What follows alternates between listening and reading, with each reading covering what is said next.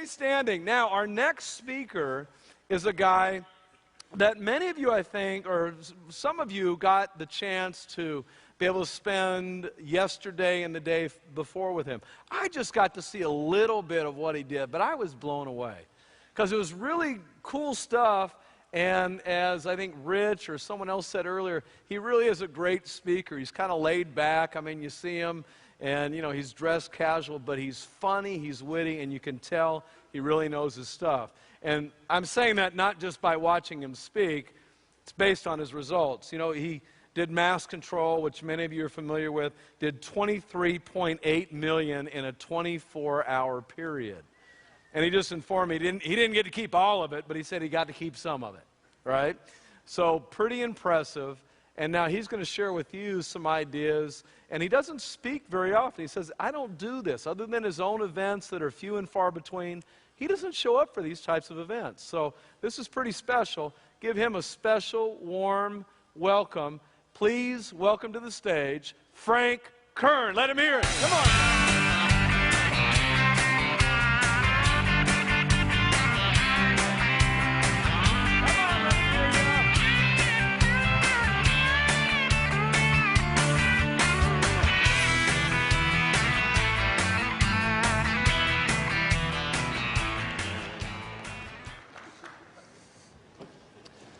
All right, all right, all right. It's good to see everybody. Pretty bright lights we got going on here. I hope I don't have some sort of a flashback or something as a result of them. Did you guys get a chance to see the Oscars last night? No?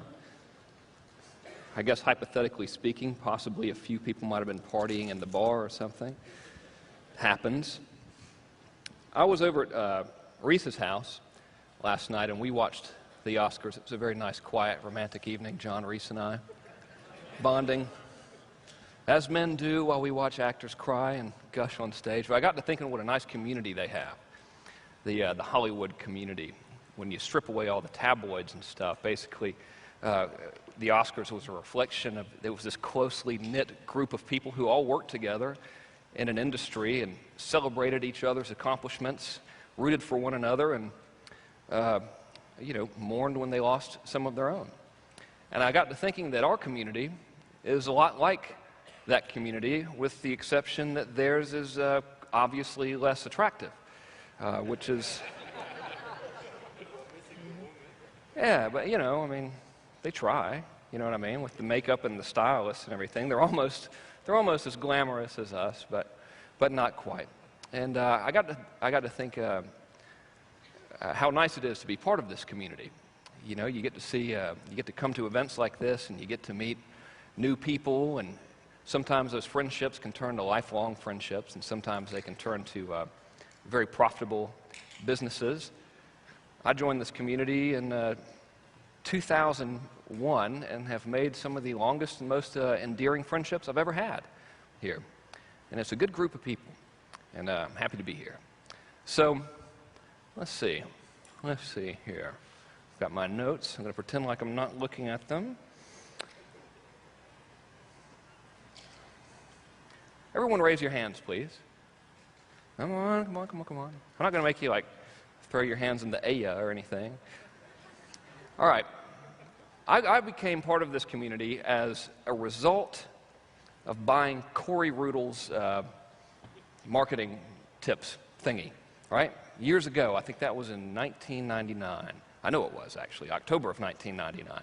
So I believe that most people, you're probably like, dude, shut up.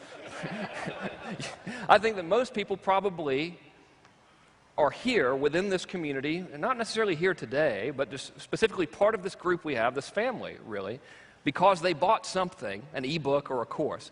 So if that is you, keep your hand in the air. Okay? Cool. Now, when I bought Corey's thing, a little voice inside my head was like, this is probably bullshit, it's not going to work. I had to suspend disbelief, right? How many of you, when you bought the thingy, whatever it was, had that little voice saying, this is probably bullshit, it's not going to work, but I'm going to give it a shot anyway? Keep your hands up. Pretty sure that's everybody, most people. Wow. Okay, you can put your hands down. Tony Robbins says, I think, he does now, he often says, Frank Kern is a wonderful man and you should buy his shit. They don't publish that very often, but he says it a lot. He says what the hell is it? It's in your moments of decision that your destiny is shaped, or something like that, right? So could you imagine what it would be like if you didn't have that little decision at that one point when you first bought that little thing, if you didn't have that moment of decision to say, fuck it, I'll try it anyway. I like to think about stuff a lot. I'm a little bit of a strange person. And as I was watching the Oscars last night, way to go Coen brothers, by the way, I was thinking about that particular moment of decision when I said, what the hell, maybe it'll work. I suspended my disbelief, right, which I learned from my friend and teacher John Carlton, that phrase. And I start to think about the evolution of this community and where we've gone and what we've been through since so many of us first came in and formed this community, because we're a new family pretty much, right? I mean, this whole stuff hasn't even been going on that long. I think the first big seminar was in 2002 or 2003. So it's easy to overlook the significance of one simple little moment. But Robin's statement is true, and I want to prove it to you, and I want to prove it to you in the context of this community. All right? And I'm going to give this little timeline, this little history lesson. It won't be boring, though, because I'll use profanity and tell jokes. I'm going to give you this in the context of from my point of view. So it's possible that a few dates might be wrong or whatever, but the overall picture is what matters. All right? My name is Frank, so we'll start with me. In 1995, I was very good at running businesses into the ground, had a little dog fence business. I could still do it. I'm not as good as I was. I could, if I wanted to, I could do it. Had a little dog fence business, saw an ad in a business opportunity magazine for a Jeff Paul course, suspended the disbelief, said maybe it'll work, bought the course. All right? I valiantly, it was supposed to be an arrow, I valiantly did nothing, which I'm very good at, really an expert. I don't mean to brag, but I am. Years later, because I'm a Tony Robbins student, I get this letter in the mail from Tony Robbins endorsing Jay Abraham. All right? The book was $300-something for a book. It didn't even have pictures in it, much less pornographic pictures. Suspended the disbelief, took a leap of faith, really, because I think that's what we all do when we suspend our disbelief. Bought the book. Okay? Became reacquainted and reinterested in internet marketing, which probably put a little seed in my mind to be a little bit more receptive when I saw the ad for Corey Rudl stuff. All right?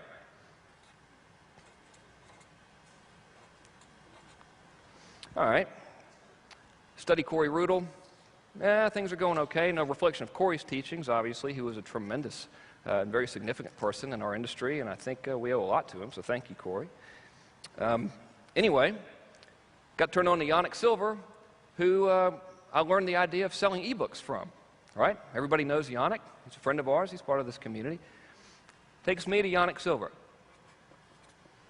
which leads me, this is not Yannick's fault, leads me personally, well, actually, yes, it is.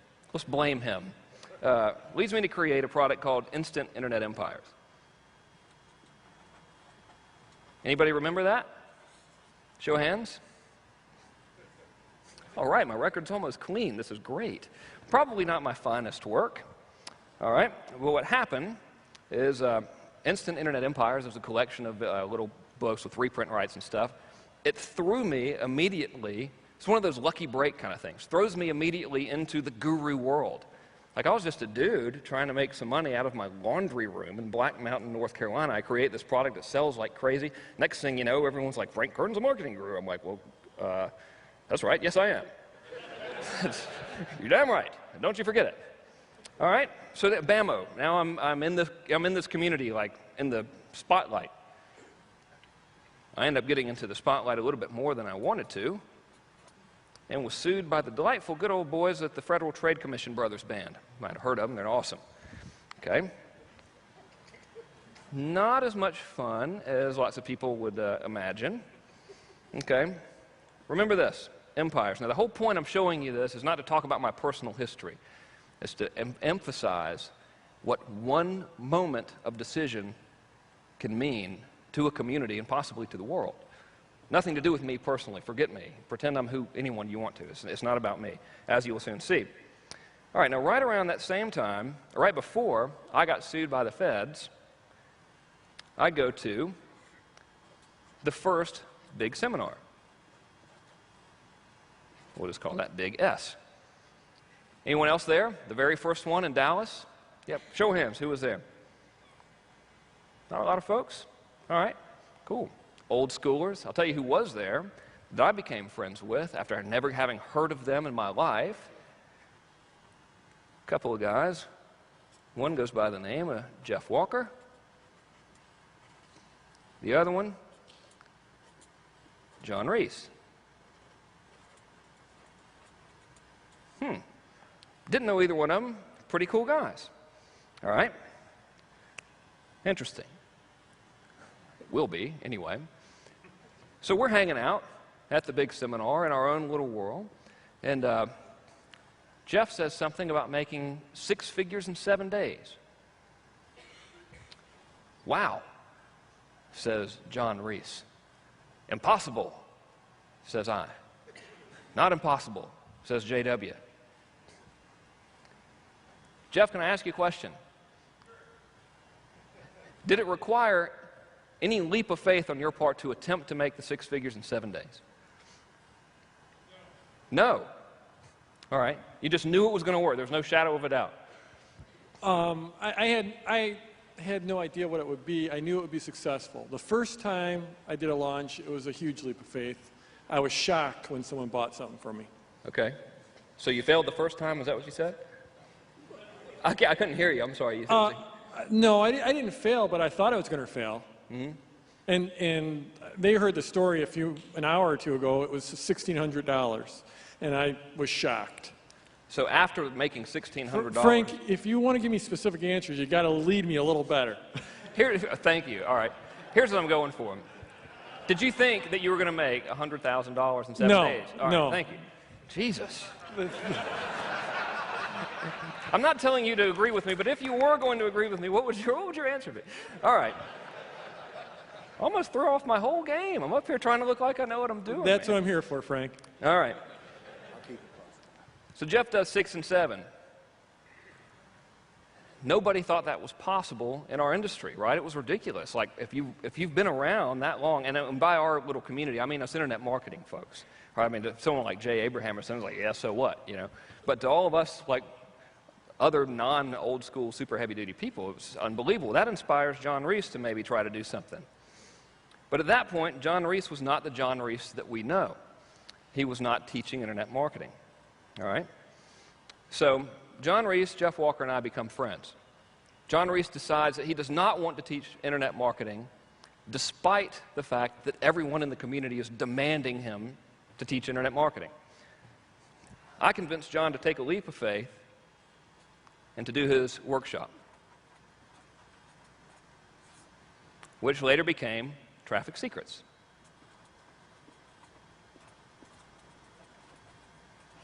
Okay? Now,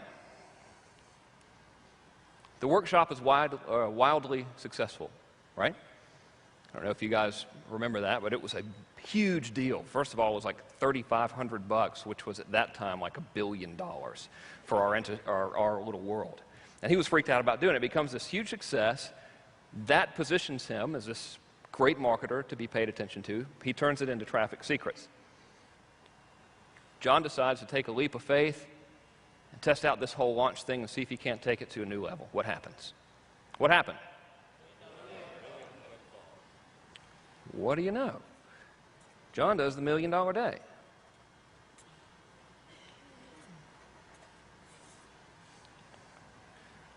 because we see John do the $1 million day, our entire thinking changes. Our entire industry takes on a whole new mindset. So now lots of folks are saying, well, good Lord, if he could do it, maybe I can too. So after that, I think Jeff was probably like, maybe I'll teach this product launch stuff. Jeff Walker creates product launch formula and a whole slew, which is a real word, of wildly successful launches happen. Let's see, Stomper, butterfly marketing. No need to actually read that. I did the annihilation thing for Neil. Looking at my notes here. Rich did his very first coaching launch, which was extremely successful.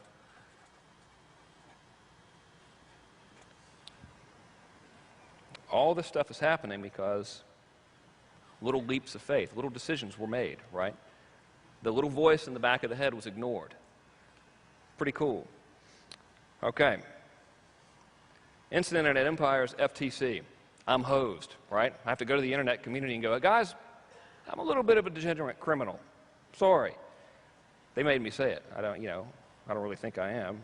Not on weekdays anyway. That leads me to create a little product called the Underachiever Method. All right, which is all about niche marketing.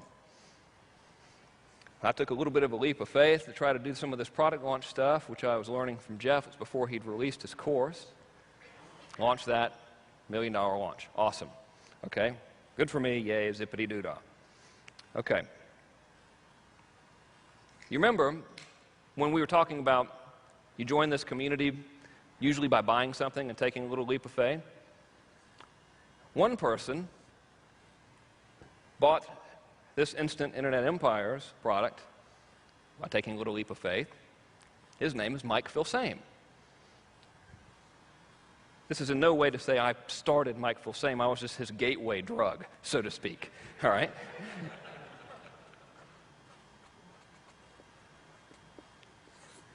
Who, of course, later went on to create Butterfly Marketing and Seven-Figure Code and this gigantic, sprawling empire of down-home country goodness that he has created. Think of what we've accomplished as a community since what I will internally refer to as our inception. Probably might be historically wrong, but that very first big seminar, it was for me, so this is all from my perspective. We went from a little ragtag band of 100 or so people in a seminar room and thinking that our little in-house lists of 10,000 people was a big deal, and we're all selling little $47 ebooks and everything. That's in 2003. It's now 2008. $1 million days are commonplace. Multi-million-dollar product launches are commonplace. Huge responsive lists are commonplace. Our community has grown from this little ragtag group of semi-outlaw-like kids, essentially, in our basements trying to crank out a living, to this giant multinational community. We're so much more than just who we are now in this room. Like, if you were to try to encompass the entire internet marketing community, it's literally millions of people, just if you combine like Rich's and Phil Same's mailing lists alone. It's millions of people. So we've come a long way. Think of the people that we as a community influence, hopefully for the better, right? Collectively, how many millions of people do you think just us in this room touch every day with our communications and our influence? What do you think it is? I don't know.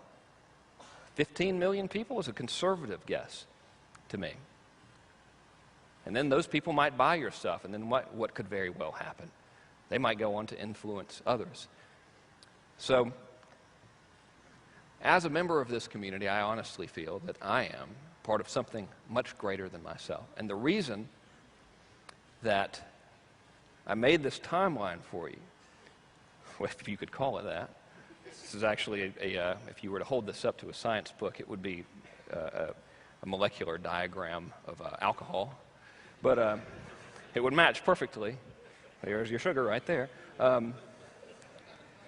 If at anywhere during this whole thing, that one moment where we paid attention and suspended, as John Carlton says, and suspended that disbelief, none of this would have happened. We would not be here right now. This whole circumstance would be different if at any time somebody listened to that voice, that this probably isn't going to work voice. So I, for one, pretty damn glad I suspended my moment of disbelief. Okay, stand up, please. So quiet in here. It's kind of freaking me out, yeah? Like, okay, look the other way as I haul ass. All right. Remain standing if you will, just for today, suspend your disbelief and just try something. Doesn't cost you anything. Everybody? Cool. All right, that's it. That's all I wanted. It's more impactful than a show of hands, I think, to see everyone standing. Okay, we got that out of the way. I actually have a real presentation for you. I just wanted to preface it all with this thing because I think this is all very heavy-duty stuff. We can switch to my big fancy PowerPoint presentation now. Video people. What?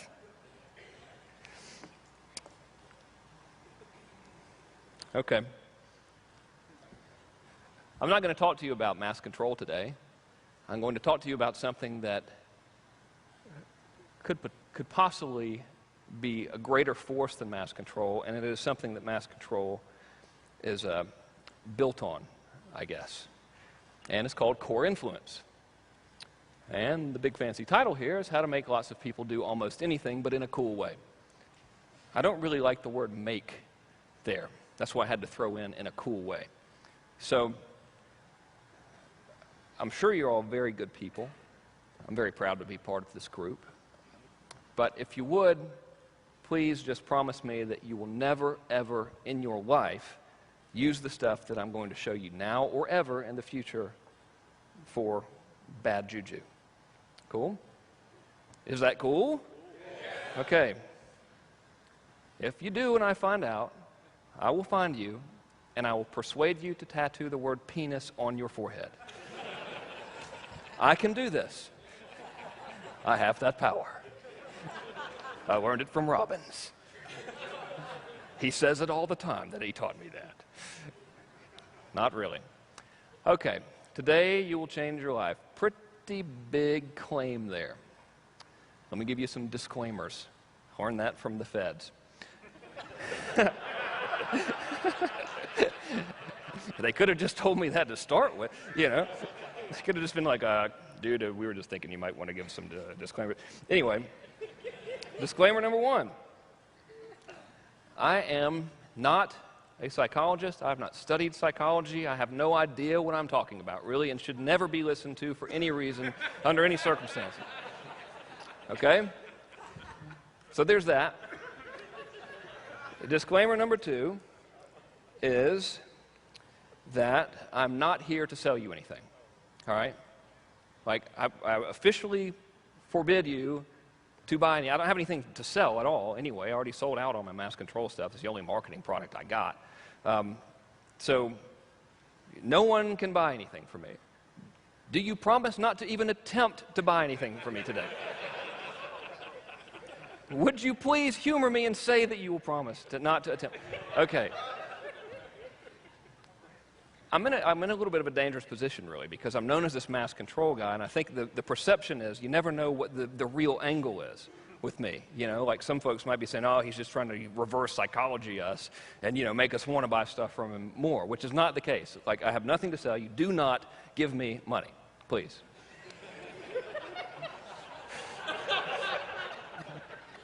Fine, please give me money. The reason I'm so adamant about this is because we're going to do an experiment later. It's another one where you get to stand. And I don't want you to think that the experiment is some sort of sneaky sales thing, because it's not. I just want to see if this stuff, I just want to see the results of the experiment. So keep that in mind. Seriously, all joking aside, I'm not here to pitch anything. I think Rich would get mad anyway. And the final disclaimer is this is a major departure for me, what I'm going to show you. And this is a bit of a weird presentation, weirder than normal, in fact. Or weirder than most. I guess weirder than normal is kind of a stupid thing to say. Weirder than most presentations. It is a 3-part presentation, beginning with a nice, refreshing appetizer of weird, heavy-duty psychological stuff. It's possible that when you see me talk about this, you'll be like, damn, this is heavy. You know, it is heavy, all right? Not unpleasantly, depressingly heavy, but like raw kind of heavy stuff. Okay? And then, after our super heavy stuff, we will get into something which is dangerously close to New Age self-help stuff. So please know that I'm not a motivational speaker or anything. That's not my role here. I mean, for the love of God, people, I've created a product called the Underachiever Method, for Christ's sake. So that's not what that's about, but we get into that for a minute, and then finally at the end, as our dessert, we have a nice, warm batch of how to turn all this stuff into money. Cool? All right. Awesome. Hooray. Let me ask you a question. Have you ever been in the flow? Like where everything just seems to work out right, where everything's just cool, you talk to people, you're connecting with them, there's like, you have this effortless communication. Everything you do throughout the day is pretty easy, and at the end of the day, you're like, damn, that was awesome. I wish I could be like that all the time. If you've ever had that experience, please raise your hand. Cool. All right. On the flip side of that, have you ever, I guess I'll use this. Have you ever seen a sales presentation, maybe at a seminar or something, or a business opportunity presentation, where the person said all the right things and did everything perfectly, you know, dressed like you're supposed to dress, said like you're supposed to talk and stuff, smiled and all that stuff, but still, for some reason, you were just kind of like, eh. Yeah, raise your hand. Yes? Okay. Just want to make sure I'm not the only one. And now we will begin. Wow. Did that work? Okay. So, this whole core influence thing, literally, I believe, will give you the ability to get people to do just about anything you want them to do. And there are 2 easy steps. Step 1 is to know what you really want and who you really are. I will submit to you now and repeatedly that the answer to those questions that we hold in our heads right now are false. Step 2 is to know what your market really wants and who they really are. All right, so that's it. Thank you. Yes. Good movie that was. So we'll begin the heavy-duty, weird psychological stuff. I believe that most people carry around with them 2 versions of themselves. All right? The first version is the identity that they walk around in every day. I call it the shell identity. So, for example, the dude who's a banker who's walking around saying, I'm Bob, I'm a banker. I originate loans and stuff. I do banking things. Whatever they may be, I do them. Seriously. All right? It's the shell identity. It's who you think you are. So, if anyone ever says, who the hell do you think you are? You can say, I'm the shell identity. The second identity is the person that they really want to be, and that is the identity that people really want. So when Bob's at the bank having the conversation with the teller, Mrs. Jenkins, did you organize the deposit slips and do other banking stuff? Yes, Bob, I certainly did. It was fabulous. And during that whole thing, he's daydreaming about living at the beach or being a rock star or a drug cartel or whatever it may be. That's the identity that he really wants, right? And I believe that that inner identity is our true identity. And I believe this is true for everybody. That person that we daydream about, that life we daydream about, we really want to be that person. That's our deepest core desire. Therefore, I call this the core identity, and I believe this to be everyone's true identity. So I guess to really illustrate it, talking about Bob at the bank doing bank stuff, do you think that Bob at the bank, when he was a little kid, envisioned himself being a banker, going to the bank every day? Do you think he thought that would be awesome, or like he wanted to fly planes or something? Which one? Yeah, fly planes. Okay, so Bob really wants to be. And therefore, I think, at the risk of sounding all hokey and everything, I feel like it ought to sound hokey, I think that's the real Bob. I think the rock star or the baseball player, that's who Bob really is. He's just trapped in this banker thing because of social conditioning, largely as a result of guys like me who make ads. Sorry, Bob. So I believe everyone's core identity is held captive by circumstance and a lack of knowledge. I'll explain circumstance easier because that's the easiest one, or I'll explain circumstance first because that's the easiest one to explain. Bob wants to be a multi-millionaire playboy living in Monte Carlo. Circumstances might prevent that, such as Bob ain't got no money. Easy one, right? Lack of knowledge is the most insidious reason, and that is because I believe that we don't really know who our core identity is.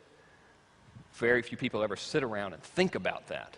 Sit around and think about, well, I wish I had a car or a new house or whatever, but that's not really stuff. It's not who we want to be. All right? Stay with me here. Don't make me ask you to jump up and shout and everything. So, core influence. It's the reason why I'm really good at this stuff, at selling lots of things to people I've never met. It's a core influence. Most influence is done on the surface. Call it surface influence or head-to-head influence. Very common stuff. I'm talking to you, you're hearing my words, you translate those into pictures in your mind or whatever. Your brain uses a little bit of logic, your emotions kick in. You say yay or nay, I agree, I disagree, I will do this, I won't do this, whatever. Normal stuff, right? That's how 99.999% of all influence is performed on the surface level, surface influence. Head-to-head, surface-level connection. Works pretty good. Here's how core influence works. Infinitely more powerful, therefore often making surface influence completely unnecessary. Just quickly, a show of hands, how would you like to never really have to convince anything of anything again ever in your life? Okay, cool. That's what core influence does. Just want to make sure we're keeping the big picture in the frame of our minds here. I think we communicate on two levels, head-to-head level, and we communicate on the core level. We're going to get a little heavy here. I'm going to rope it in, but just bear with me on this heavy stuff. The lasting influence comes from a core connection. When I asked you earlier if you've ever had that experience where everything's going really well, and whenever you're interacting with people, you just seem like everyone I'm talking to, you've got this great bond with them, and it's all really easy. Like when you go to a party and you meet a perfect stranger and you immediately connect with them. You ever had that experience? That's the core communication. That's what's going on there. And it's just an unconscious thing that happens. You're congruent with your true identity, who you really want to be, and they are too. And when you're talking to each other, it's just right there. There's that instant connection. Like in those moments, if you guys want to go do something or whatever, it wouldn't take a lot of convincing, right? Because you're on the same plane. You're pretty much like on the same little wavelength. Core connection. All right. Pretty dangerous stuff here. When we get into the subconscious, I don't think I could even define what subconscious is, but I'll just pretend I know what the hell I'm talking about here with subconscious. I think it's your subconscious speaking to their subconscious. And I'm not talking about subliminal weirdness or any tricks. I think that your true person and your true intents are showing and is speaking to what they ultimately want, and those two are aligned. Does that make sense? Okay. Do you believe that our subconscious minds are really in control? There's no right or wrong answer. I'm just interested in what your feedback is. Show of hands if you believe this. Yes. Most people. Cool. I believe it too. I don't know it. How can we prove it? Actually, wait a minute. I can. I'm about to. Sorry. Photographic evidence even. Take that. So, sounding weird, let me try to de-weirdify it. I don't know why I use that title. That's kind of corny.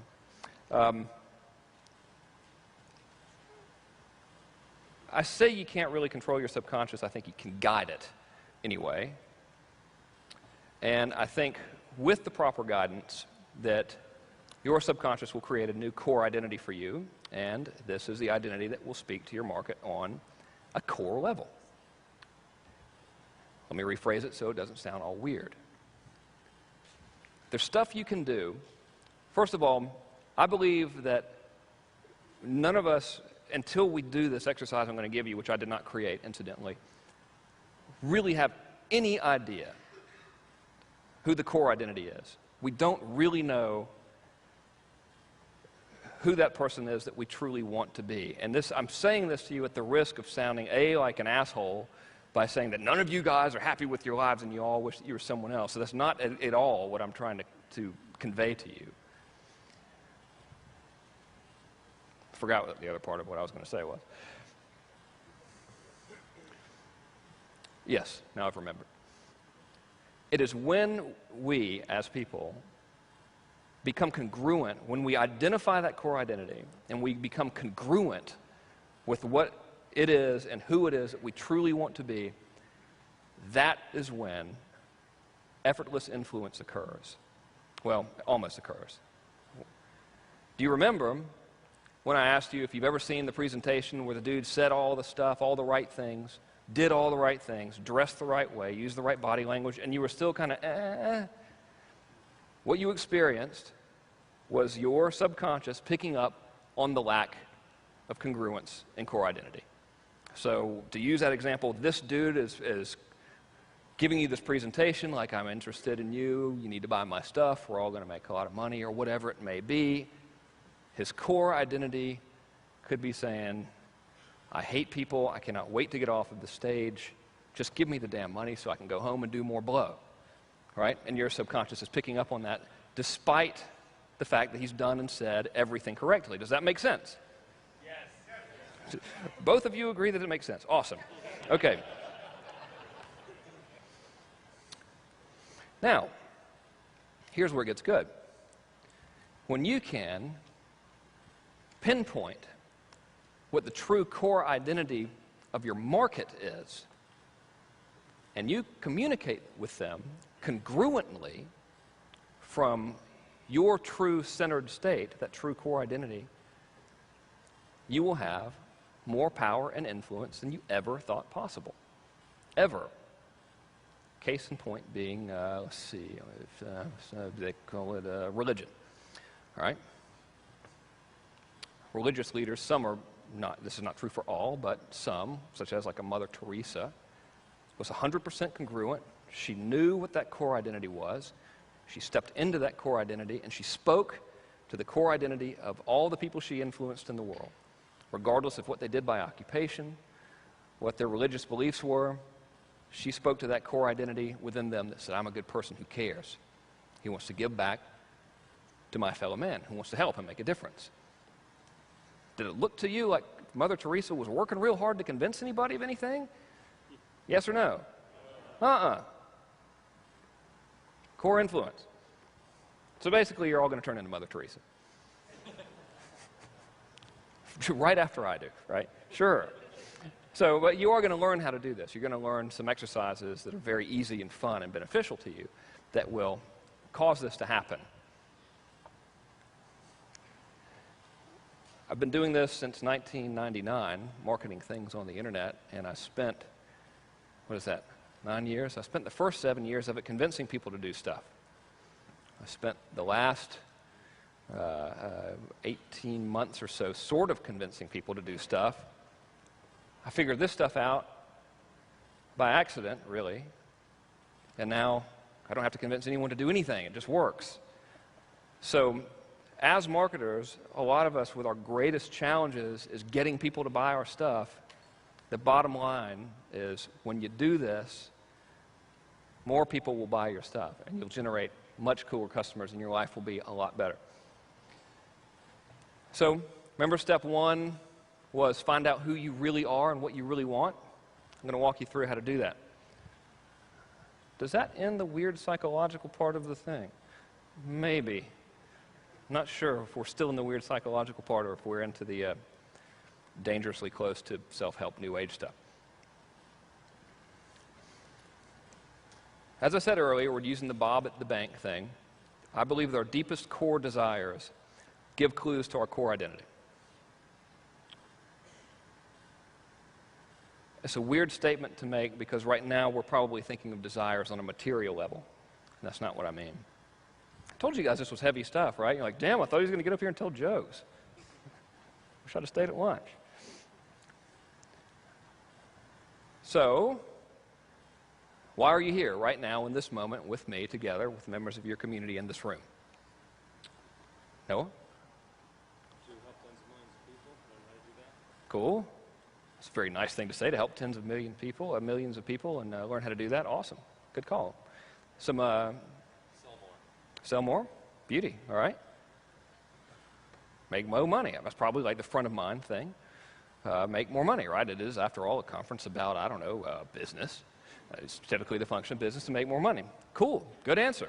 I like it too. Making more money is fun. Spending it's even funner. Paying taxes on it? Not so fun. Another reason might be to network with your peers, right? It's fun. Go to the bar. These things remind me sometimes of Grateful Dead concerts, but without the drugs. Because you see everybody, you see all these people you would usually only see in that environment. It's almost like this traveling fun thing. So you get to reconnect with your friends and tell war stories and all that. It's great. So network with your peers might be one. Get out of the house might be one. You laugh. I've got 2 young children. They're 2 and 5 now. And when they were like a lot younger and neither of them spoke English or stopped screaming for more than 30 seconds at a time, I would come to one of these things that they're right, good. You want me to come to the seminar and have people repeatedly throw bricks at me? Awesome. I'll be there. Can I sleep past 8? Great. Throw whatever you want. All right? Or maybe it's to contribute to the community. Kind of like what you said. Sweet. So, a typical thing to do, and it's we do this a lot in sales, and we're trying to get inside the minds of our prospects, say, well, why do you want that stuff, right? Why do you want that outcome? So an answer might be, why do I want more money? Why do you want to network with others? Why do you want to contribute to your community? So forth. So you might say, I want more money so I can get a Ferrari or whatever, right? Or so I can quit my job. I want to network with others so I can form joint venture partnerships, so I can distribute more of my products or whatever. And those are all acceptable answers, but our brains will lie to us. They are surface level answers, which are not to be discarded, but they are not the absolute truth. What? When I say something like, I want to make more money so I can buy a new car or a new Ferrari or a new house or, all this stuff, typically that's our brain giving us the surface level thing because it doesn't want to work that hard. And that's okay, right? Remember when I was saying that Bob daydreams of being the rock star or whatever? That's essentially like he's replaying these beer commercials in his mind, right? I wish I was that dude. It's normal. We all do it, right? It's cool. The truth is, we all want to create and perpetuate experience. Goals and things are absolutely meaningless in the context of this whole core identity weirdness I'm talking about today. We all want to create and perpetuate experience. I'll give you good concrete examples of that. Anyone ever know of a guy that might want a Ferrari? Anyone ever know a man that thought, damn, I wish I had a Ferrari, that's awesome? Yeah? Is anyone here? You guys, can I have some of what you're taking, please? We can get on the same level. Yes or no? Okay. Is that yes, I can have some of what you're taking? Because if you all give it to me, I think it might kill me. All right. Well, when a guy wants a Ferrari, I know because I've gone through the whole Ferrari thing, what we really want is to be like James Bond or something, right? Or whatever internally having that Ferrari means to us. I want to be like James Bond or a rock star, whatever, right? Normal stuff. That's why you want the Ferrari, for the significance, okay? And of course, the big lie is that we tell ourselves and trick ourselves into believing every single day. Millions of consumers believe it too. We're not alone. The big lie is that if you have the Ferrari, then you'll be like James Bond or whatever, right? I can hereby attest to you in front of this council of my peers that not a single flashy sports car that I ever had, and I've had a Ferrari, 2 Porsches, the BMWs, basically I've had them all with the exception of Bugatti, Lamborghini, and Bentley. None of them ever made me any cooler of a person. It totally sucked. I was like, okay, when am I going to become cool? This blows. You know? When am I going to become better endowed? Surely. When I would trade the cars in, the joke that I would tell the salesperson, they'd be like, why are you trading this Porsche in? It's awesome. I'd say, well, the penis extension mechanism is clearly broken. This didn't work at all. What else do you got? Well, maybe you should try the Ferrari. Okay. Nothing. All right? What we really want with all these goals and things and bullshit that our brains tell us is experience. You want that feeling and experience of feeling like James Bond. You want the experience with the Ferrari thing. Not you, we, whatever. I'm not preaching at you. We want the experience of having the heads turn or whatever and feeling like that rock star.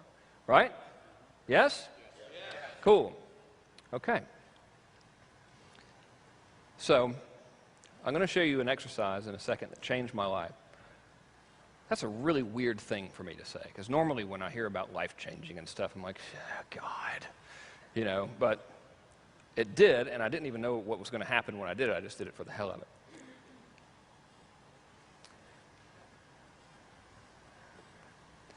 When you do this, you will immediately, well, okay, it's not immediately. It takes a couple hours to do the exercise.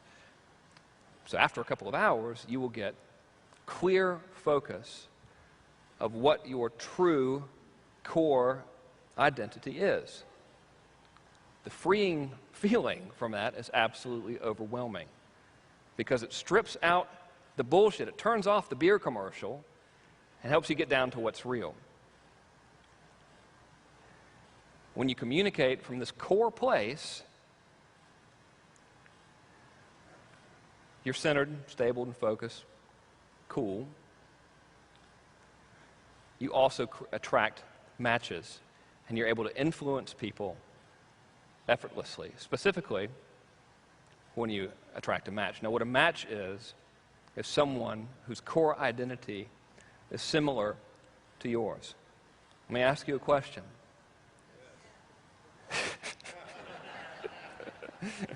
Do you think I'm insane? Yes.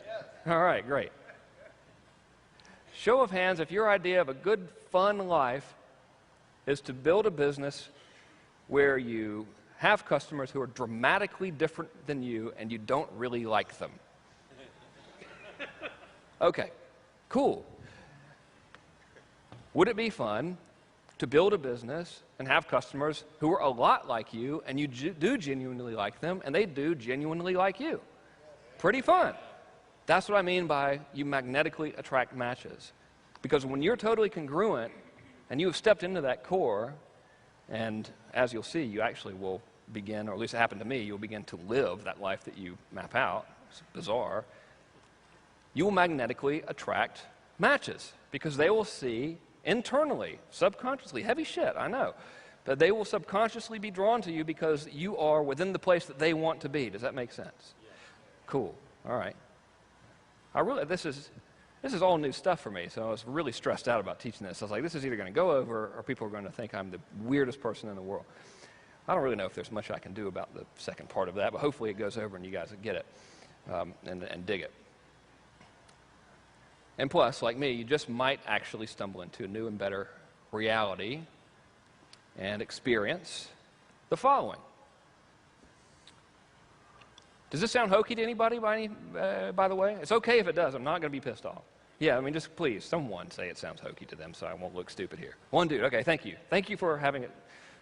Thank you for being honest with me and telling me that it sounds hokey. I used to think the type of stuff I'm talking to you about right now was the single biggest load of bullshit, only to be surpassed by something I could make up myself. All right? And probably the reason why is because I've been around lots of psychotherapeutic stuff. My mother's a psychotherapist, so I think she used me as a guinea pig. So I had this I know she's like, well, let's see what happens if we put him in the room with this subliminal message, you know, like, thanks. Thus explaining that incident with the cantaloupe. What? I just put salt on it. What the hell is wrong with it? Man, Rich said it was going to be like a nice professional place, and here you guys are. So it's cool if this sounds hokey, all right? Let me tell you where I was before I did this. I had the Porsche. Ooh, I had me one of them Ferraris. Yay.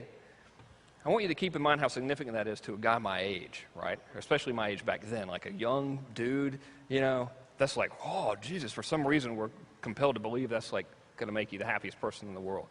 Again, probably because of people like us are convincing them that they're going to be, yeah, but still. Got to fly around on private jets, no shit. My daughter is 2. Her very first time in an airplane was on a private jet. Flew her and my family to Deer Valley. Took them skiing. Took my mom. Moved to San Diego. Private jet. It was awesome. All right? Pretty cool. Had time freedom. I lived in Macon, Georgia. I could do anything I wanted to do. Unfortunately, there was nothing to do in Macon, Georgia. But had there been anything to do, I could have done it.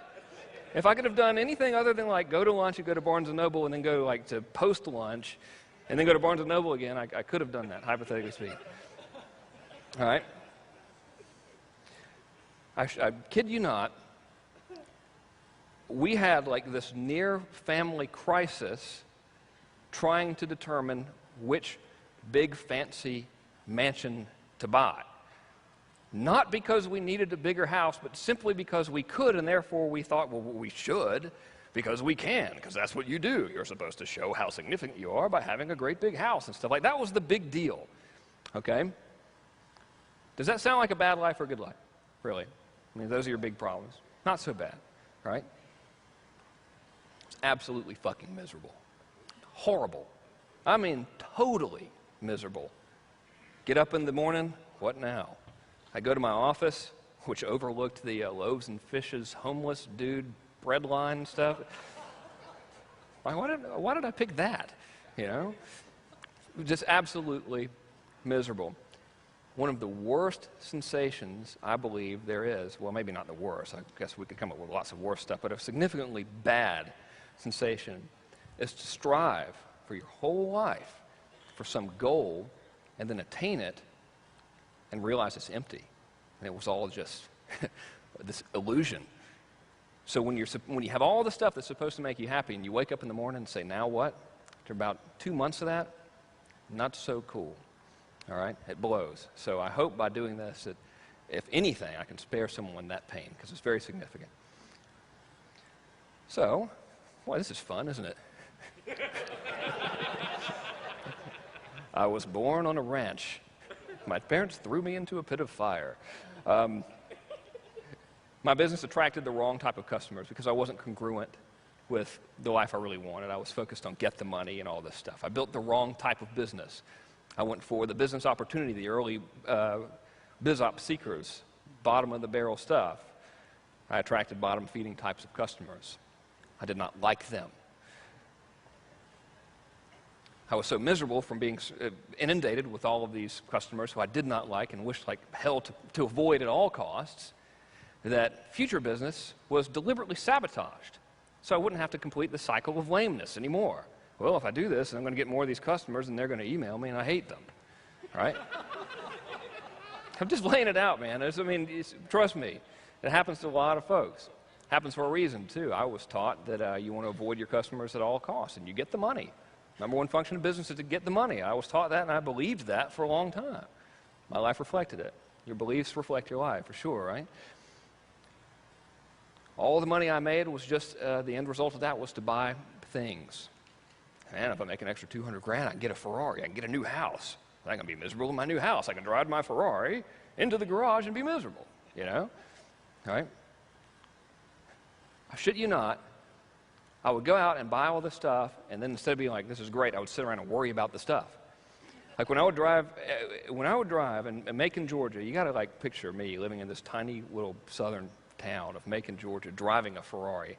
I got a little bit of attention in the thing, and I would drive around in it absolutely miserable driving in it because I was convinced that everyone on the road hated me and thought I was an asshole by sheer fact that I was driving the Ferrari, you know?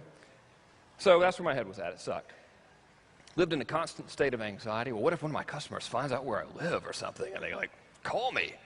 Dear God, you know, it blew. 25 pounds overweight, insomniac, chronically paranoid. I promise you, when a car would come in front of my home, I would become anxious, defensive, and angry, thinking that might be someone that was coming to hassle me. Madness, right? Really compelling story. Oh, great. What else can you share with us? This is awesome. And if you act now, this could be you. Now with 20% more misery. The exercise I'm going to share with you, for lack of a better phrase, 9-month total life makeover. I did what I'm going to tell you about without any real goal in mind. I just wanted to figure out what the hell I wanted, because here I am, I'm buying all these things, I'm still miserable. We have this big dilemma on which fancy house. We literally went to see what the most expensive house we could possibly buy was, so we could just find that one, thinking, well, that's that'll be good, right? Yay. I went from that state to a significantly better life, which I'll share with you in a minute. I did this exercise in late September of 2005, sitting at my desk overlooking the loaves and fishes homeless dude thing, watching the junkies and the drunk people try to kill each other.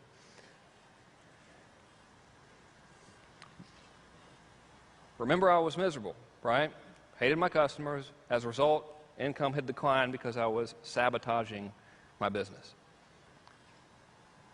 In November of 2005, did my first serializer launch. Made $360,000 in 9 minutes. Holy shit. Attracted customers I liked. Pretty cool. December of 2005, I launched a product called Ultra Underachievers. Instant $100,000 per month recurring revenue business. Dang old diggity. I then discovered La Jolla, California, and immediately decided to move there. Prior to my doing this exercise, I never even knew La Jolla, California existed. February, March of 2006, did my Serializer 2 class, made $640,000 in 45 minutes, and became a cash millionaire for the very first time in my life. People talk about being a millionaire. Well, I've got, if you figure my house, my business, I'm a millionaire. Fuck that. If you can write a check for $1 million, you're a millionaire, right? So I had attained that goal, which was a big deal. I was like, wow, I made it, great. And I was actually happy about it, which was cool, first time in my life. March 2006, private plane, incidentally, awesome. Touchdown in La Jolla, California. My family and I live there now permanently. May of 2006, I did the Annihilation Method launch with Neil Strauss, bought my dream home, began surfing, created the dream business, and started to become a little bit aware of this increased ease of influence that was happening. I was just like, things have gotten significantly easier here. Damn. I didn't put 2 and 2 together about this exercise until years later. I'm a little slow. My personal income for that period, post-September 2005, when I did the exercise I'm going to share with you, $1.5 million. Wow. I was really stoked, considering it was just me, and I was moving my family. Imagine doing all that. Moving cross country is stressful enough, right? So not only was I able to locate a new place, sell my house, move my entire family, move my immediate family, leave all of our relatives and everything, home we grew up in, move to a new city, all the stress and pressure and all that, still managed to somehow make $1.5 million. Wow. Here's what the end result looks like today. All the non-fun businesses, just turned them off, all right? Some folks that are here are clients of some of the businesses that I didn't really enjoy very much. For example, my Ultra Underachievers class taught niche marketing. I got to the point where I just ran out of stuff to teach. It's like, well, I don't really know how many other ways I can find out what people want and sell it to you, so what am I going to do now, you know? So I just turned it off to eliminate the stress of trying to come up with like new rehash stuff. Gone, pressure gone. All the non-fun customers gone. See you later. Thank you. May you live your life forever in peace. I hope you find happiness eternally.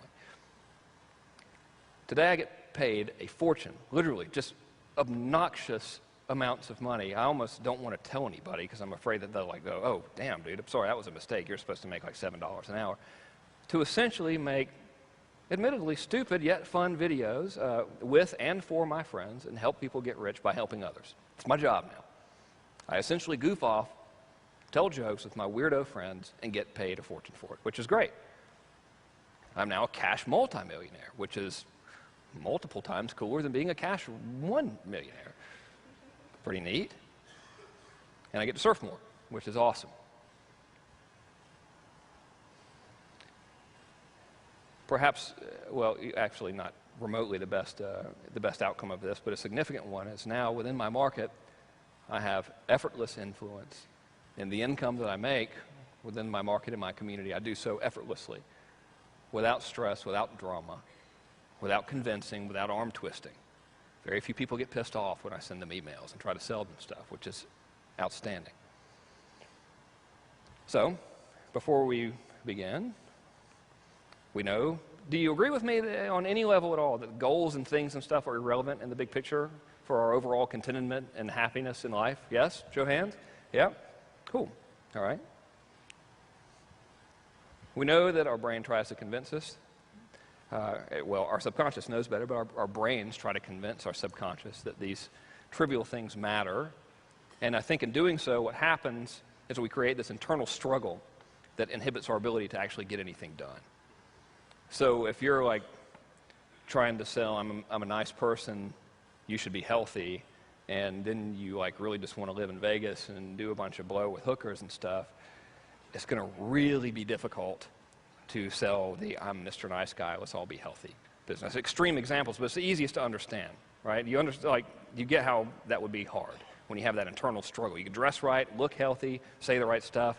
It's just not going to work out. People might buy your stuff, but you're going to like, be miserable. It'll blow. So what we want to do is we want to align our brains and subconsciousness, which we're going to do today.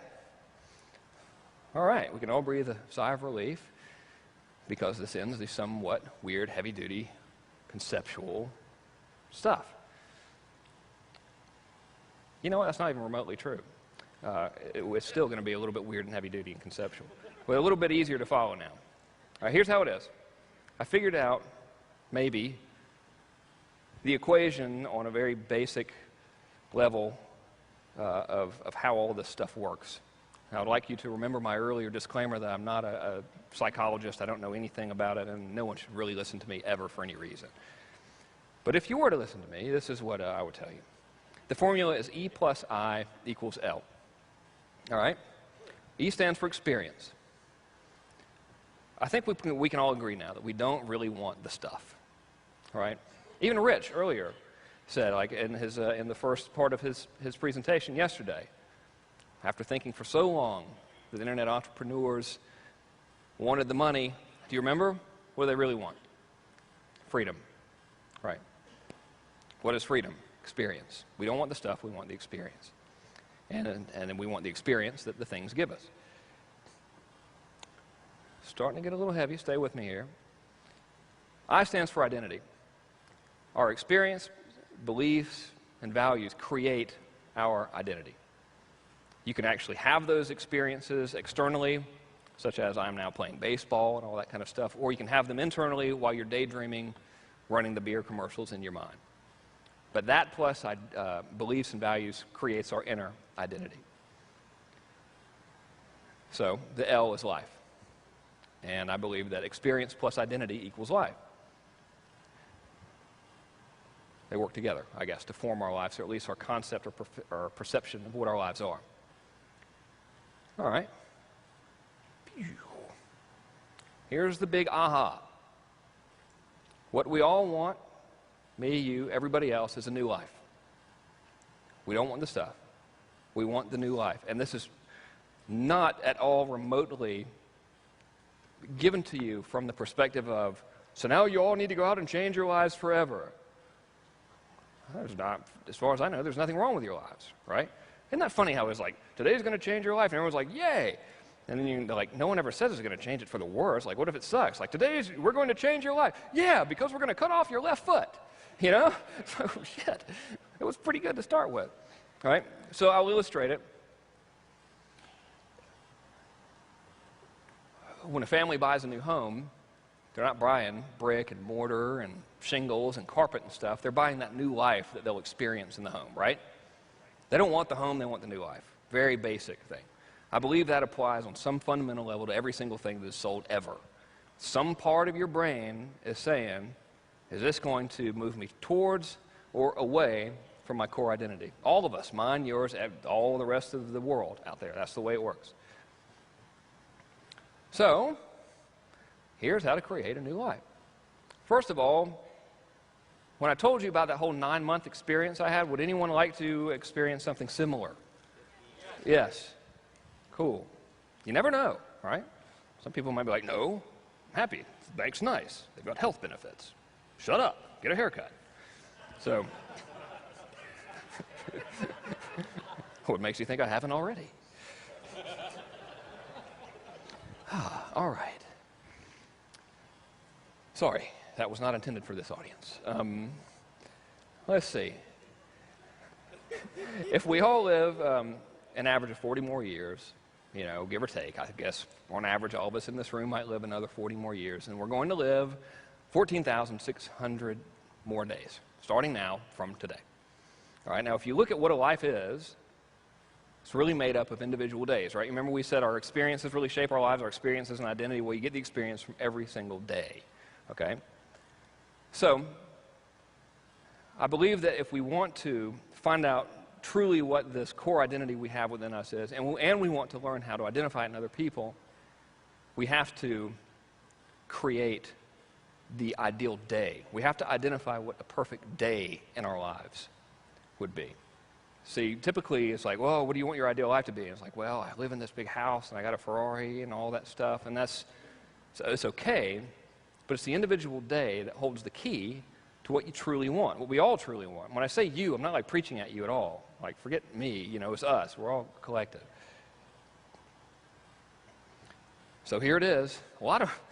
It's a lot of buildup leading up to this one question, right? Good Lord, I've been here for like 3 hours. When I told you I did this exercise in September of 2005, the entire exercise was to simply answer this one question.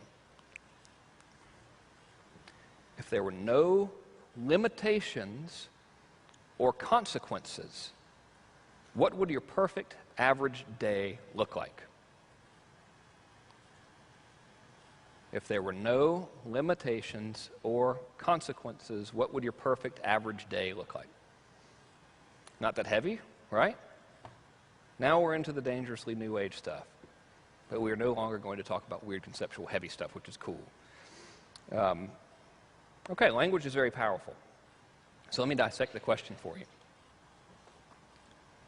When I say limitations, I mean if we had no financial, geographic, health limitations or limiting people. So if like a perfect day, your idea of a perfect day is you wake up on the beach in Hawaii and you live in Macon, Georgia. Well, let's pretend that there are no geographic locations, right? Let's pretend that we've got all the money we could possibly want. If you can't, you know, if your perfect day is to wake up and go surfing and, you know, you've got a broken leg, let's pretend that your leg is not broken, right? Easy stuff. If you have limiting people in your life and your perfect day is to be away from those limiting people, let's just say you got away from them. Pew. Consequences is important. That's stuff that could get you into trouble. So it might be tempting to say, my perfect day involves waking up, drinking a liter of vodka, going and racing my Formula One car, to be followed by a cocaine binge with a truckload of hookers. That will kill you. Okay, so I don't think realistically that is your perfect average day. All right? And finally, I use the word average. It's very important that you really get the language right in this. You could do it every day and not get sick of it or get killed. Average, everyday stuff. Now, you might be thinking, Well, never mind. I should just show you this. So, it's like a 400-part question, really. But it's still 2 easy steps, all right? Step 1, build a giant house. Step 2, walk through the door, you know? When you think of this perfect day, it's important not to think about stuff, all right? We're going for experience. That's why the question is framed around a day. If you say life, you think about stuff, right? We all do. We think about the big mansions and the cars and the jets and all that stuff. So where would you live in this perfect day? You don't have to like write all this stuff down. It's normal questions, right? What would your house look like? Would it be clean inside? What would it smell like? What time would you wake up? What would you do in the morning? What would you think about in the morning? What would you say? What are your first words of the day? What are your first thoughts of the day? It's vitally important to drill down to this seemingly mundane, weird stuff. And when you do this exercise, I don't expect you to do it now because it took me, I'm a little bit slow, but it took me like 4 hours to do it. I had like literally, I don't know, 11 or 12 pages was the answer to the question. What would you have for breakfast? Mundane, but still, you got a certain thing you like to eat, don't like to eat, place you like to go? I got as specific as to drill down into mundane stuff like what I was thinking about when I took the children to school, and what I was thinking about when I dropped them off, and what I was thinking about when I got home. The more detailed you get about this, the more clear you become, and the more profound your outcome will be.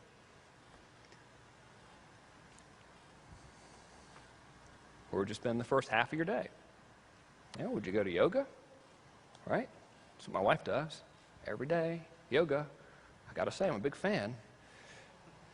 I like that. There's a lot of benefits to that thing, you know. Like, hey, wow, this is great. Well,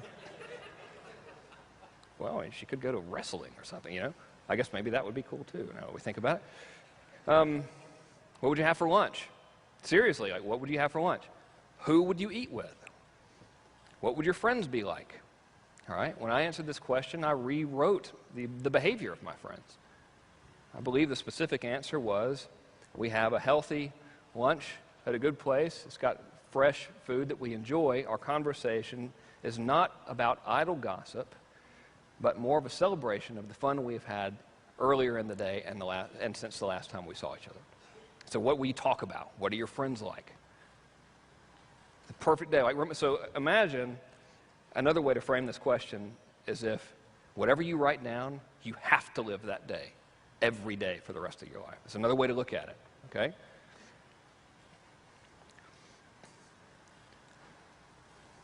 What would you do for personal fulfillment? Okay? I've tried, and you can't screw off all the time. You'll end up wanting to do something for personal fulfillment. What life purpose would you strive towards? That's a big one. Try to answer it honestly, because you might find, like I did, your answer is dramatically different from what all of your energy and time is focused on right now. If it is, you got a serious mismatch, and that blows, and it's going to come across in every presentation you do. What would your business be? What time would you start work? What would you actually do at work? All right? For mine, it was coming up with evil schemes. The use of the word evil there is not really very nice sounding, so I'd define an evil scheme as just something fun instead of jest. What are your clients like? What's your relationship like with your spouse and your family? I wrote mine down. What do you and your kids talk about? What's that like? Not like we like each other, but why? What fun stuff do you do? What do you like about each other? What does your spouse like about you? What do your children appreciate within you? You have to live this day every day, forever, every day. Just imagine Osama's got the button on the destroy the world, or his finger on the destroy the world button. If you deviate from this day at all, he's going to press it. Okay, so you got to live it every day. Why I put this under the really big stuff, I don't know. I guess that's a reflection of where my mind is, right? Dinner is family stuff there, right? I mean, it is my house, so would you have dinner with your family? Would you go out? Whatever. What would you like to eat? Who would you eat with? What would you talk about? What would you do at night? Who would you do it with? I think we might have just had a little Beavis and Butthead moment there. I said, who would you do it with at night? But, you know, I mean, what would you... And, hey, like, speaking of that, you don't have to show this to anyone, by the way, but if the whole, you know, if the answer is dramatically different from your current situation, you should put it down. You don't have to show it with anybody. I'm not asking you to do that. I'm going to show you some of mine, though. Where would you do it? What would your thoughts be as you went to sleep? That's a big one for me. What are you going to think about? Those last conscious moments of the day. Where's your mind? Where is it now? You know, go to bed worried about stuff. You go to bed thinking about where the next sales come from, or, you know, what's going to happen if Google slaps you. That blows. That's no fun. I've done that. It's awful. All right. So, all this build up for one little question. Sound to me hokey? Yeah? Maybe? A couple of raise your hands if you're like, dude, all this for one stupid question? What the hell? One dude? Thank you for really being honest. I would never have raised my hand. Right? I'd be like, no, man, it's fine. Really, it's cool. I would have never, ever, I mean, I really like agonized over whether or not I should present this right now. Because typically, it's like, you know, I do these things, I rarely do them, and I tell some jokes and, you know, disguise content as entertainment most of the time. And it goes over very well, and then people say, we really enjoyed that, and I get to go home, and it was fine, right? But I was hoping I could really contribute back to my community today, so that's why I'm here. So, I did the exercise. Did not do it as this, I want to develop and identify my inner core stuff. Had anyone presented the exercise to me in that frame of mind, I would have never done it. I just said, yeah, whatever, shut up. I just did it because I was like miserable and every day sucked, and I was like, well, okay, what the hell do I want to do? And I was like, well, let's pretend. Perfect day, right? Now check this out. Indy and I wake up with the sun and laugh about funny things our children did as we watch the day break over the ocean. Incidentally, the reason I'm giving you this presentation today is because I moved from one office to the other after my mass control launch. I moved into an office closer to the beach, and I found the piece of paper, actually the notebook with all the answers in it. And I started reading it, and I had this big aha moment. So I dug it out, and here are the answers to some of my questions. So the first one is, what do you do when you wake up in the morning? What are you thinking about? Whatever. That was my answer. Check this out. That's the view from my bedroom. Can you believe that? None of this was planned for me, okay? It just happened. That's the first thing I see when I look out the window. That's it. Ta-da! Weird. I'm starting to think this might not be so much bullshit, okay? But I need lots of convincing, so I'm going to assume that you do too. In the morning, we're excited to get outdoors and exercise. Remember, I was 25 pounds overweight. My activity was to go eat lunch, then go to Barnes & Noble, and then go have a re-lunch, all right? I had hated exercise, okay? I wrote down, though, because I wanted to have this, in my ideal life, that was it. In the morning, we are excited to get outdoors and exercise. I look forward to this and view it as fun. It is not a chore or a mundane task, but a source for continued fulfillment and well-being. It's fun, and I would do it even if it wasn't good exercise. See the little dot? That's me. Christmas morning, 2007. Every day. No moss 25 pounds. Maybe it's not bullshit after all. I had never even touched a surfboard in my life when I wrote that. Never. I don't even know if I'd seen one in real life when I wrote that. In mine, I would describe the house. I told you not to focus on things, so you don't make it all about things, but if something comes up, like it did in mine, I described my home, write it down. After exercise, I take a shower. Our shower is huge and made of marble and glass. It has a bench to sit on and lots of jets, so we can both get in there. The point is to show you the shower. 6 people can get in that shower. 3 can sit on the bench, and 3 can shower under the 14 jets that are in there. The people on the bench can help if they like, or they can simply watch. It's up to them. It's marble. It's marble. It has a bench.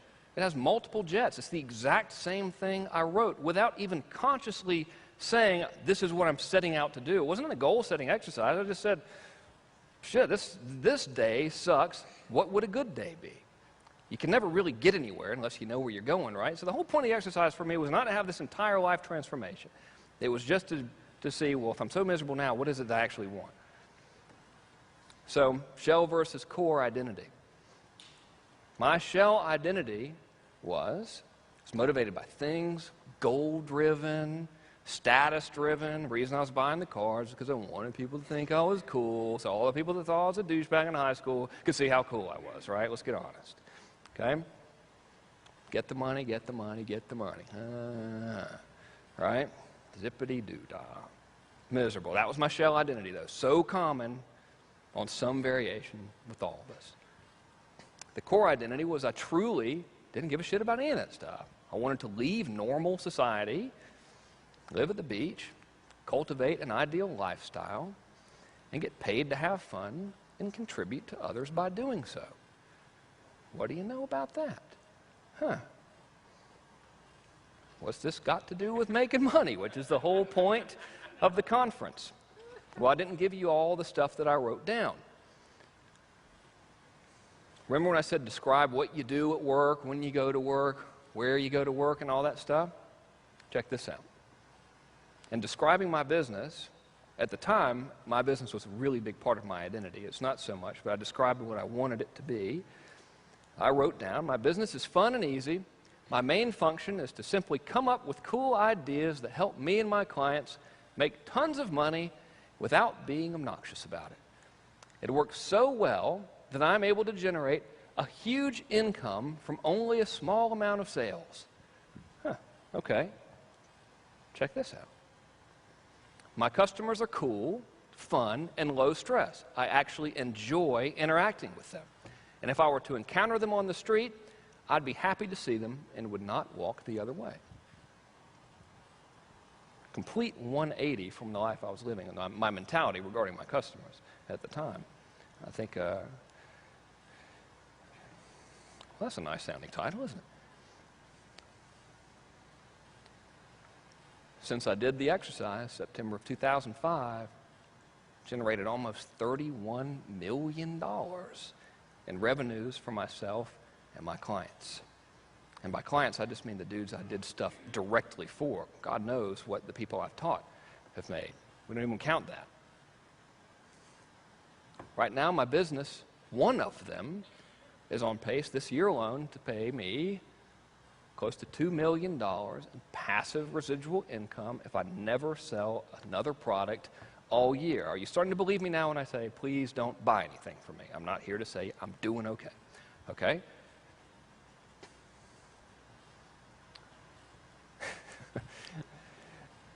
Because this is on video, I didn't want to use people's real names, so I used their nicknames. Mahler is a friend of mine. I see him regularly. He's the first person to ever recognize me in public. He's my friend, and he was one of my customers. As is Fizzle, Butter and Gypsy. And Fizzle, Mahler, see him very regularly, some almost every day. Customers. Hang out with these people. I went to Mahler's wedding and wanted to. How many times did you actually want to go to somebody's wedding? I was like, dude, this is going to be killer. All right, wanted to go. Magic Ryan, Rabelbowski. Friends of mine, these are all people who were customers, who fell into the previously dreaded, God help us all, if any of these people ever call me on the phone or find out where I live, category, right? Customers. About 3 days ago, no, not 3 days, 3 weeks ago, I was leaving the new office, rode my new exotic vehicle, which is a Sector 9 skateboard. It cost me about $100. Rode it down to the beach to check the waves. Hanging out. Decided it was pretty good. I was going to go out and get in the water. I hear this, hey, is your name Frank? Look over. It's this girl and a couple dudes. Girl was pretty good looking, too. I was like, this just keeps getting better. And I said, yes, it is. Turns out they were customers. Just happened to be in my neighborhood at my beach. Either that or they were psychotic stalkers. I'm going to hope that they were customers, right? I was glad to see them. Previous life, I would have been horrified, mortified. You know what's cool? They didn't hassle me. They're like, oh, dude, you going surfing? Sweet. Yeah, we're in your class. We're just making some videos down here. Have fun. Awesome, right? Check this out. Since I got here in Orlando, I arrived Thursday, hang out with my buddy Johnny, 2 random, unsolicited, just happenstance emails from new mass control students, one with a video attached where he made $25,000 in 4 hours, the other saying he brought in $90,000 in 1 week. Does that sound like a little bit of a transformation to you guys from circumstance? All right.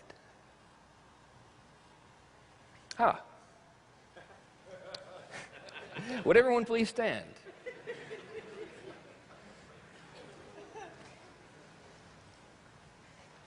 Want to stretch a little bit or something, or jump around, or whatever you're supposed to do? All right. Remain standing if having a business that pays you an obscene amount of money, where you get to do something so much fun that you think to yourself, I cannot believe I'm getting paid for this, and your customers are cool people that you actually like and who like you and you want to hang out with them, remain standing if that sounds cool. Okay? That wasn't a loaded question at all, right? Remain standing if right now you might be thinking, you know, I like life pretty good, but I've never really sat down and thought about what an ideal day would be. I've never really considered what the perfect life would be. If I were to say to you, I have a workshop or a class or whatever where we'll walk through this process together and you will have a clear path of what you want, and based on my personal experience of what happened to me, I believe it can happen to you as well, would you be interested? Remain standing if you would be interested. Okay? Now, if I were to say this workshop costs $1,000, remain standing if you would be interested.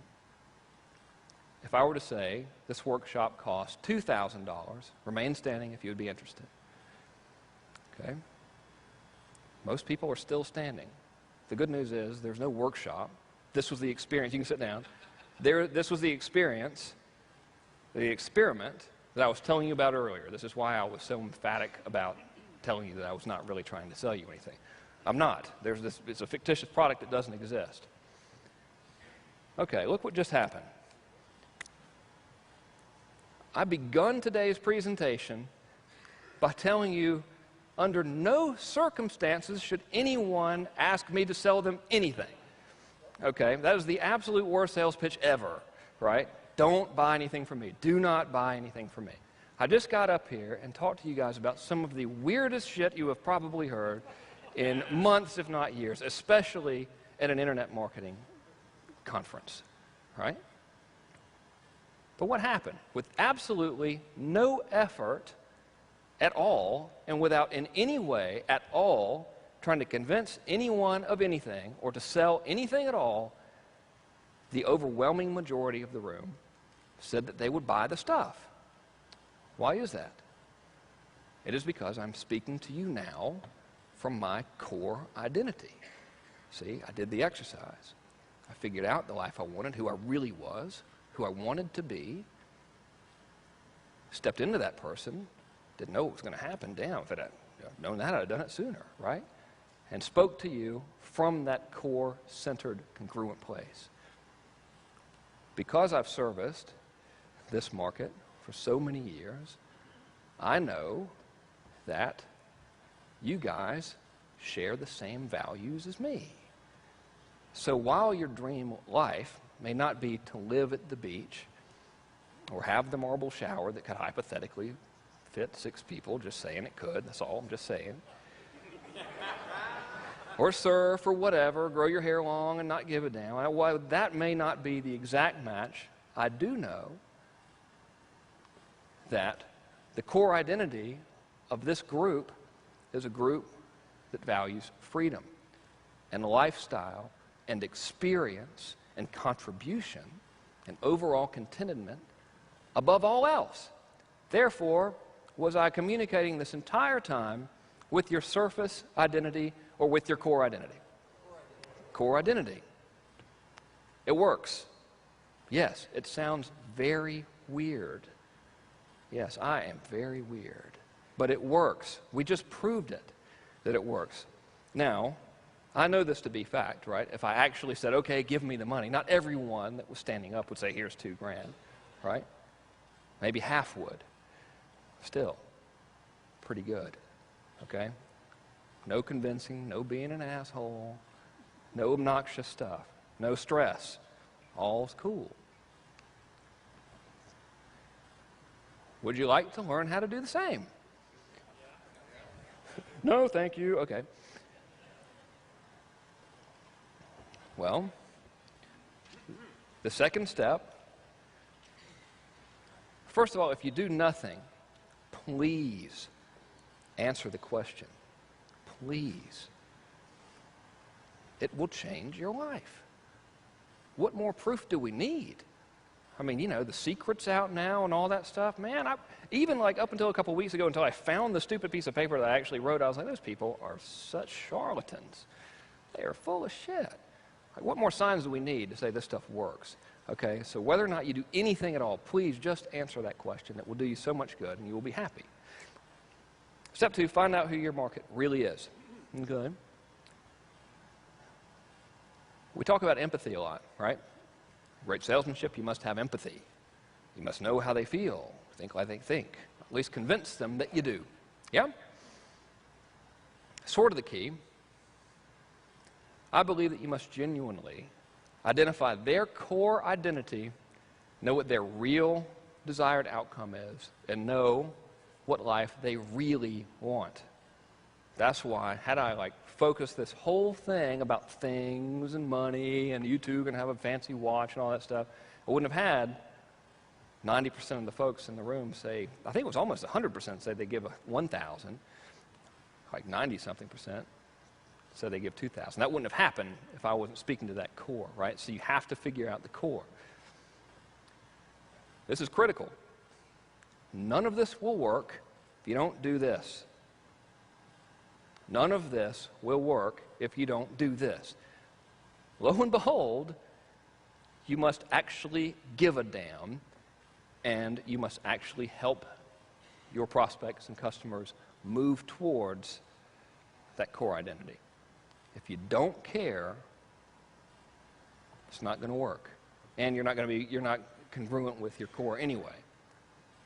Critical. So if you're in a business right now, and you honestly don't give a damn, you're in the wrong business. Doesn't mean you're a bad person. I've been there too, right?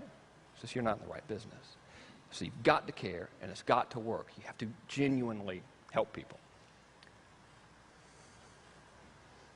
It's kind of a weird thing to say when we're talking about helping people. Here's the weapon I use to help people.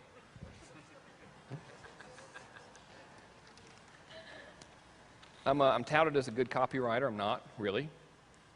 That's nice to hear. Thank you. Not a good salesman at all. I can't even put on a decent pair of, can't even wear shoes. You know? Not a good salesman. Not a marketing genius.